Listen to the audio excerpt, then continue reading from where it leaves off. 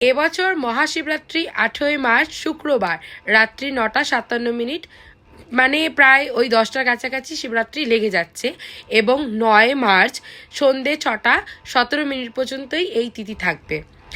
এই দিন মানে 8 মার্চ ভোরবেলা থেকে নিয়ে আপনাদের ব্রত শুরু করে দিতে হবে। ভোরবেলায় তাড়াতাড়ি স্নান করে চন্দন এবং গঙ্গাজল মিক্স করে স্নান করে তারপরে শিব এবং পার্বতী ছবি প্রতিষ্ঠান করে বা কোনো একটি আসনে লাল কাপড় পেতে দিয়ে তার উপর ছবি বা মূর্তি রেখে ঘিয়ের প্রদীপ জ্বালিয়ে ফুল দিয়ে পুজো করতে হবে। পুজো করে সেখান থেকেই ব্রতটা শুরু করে দিতে হবে।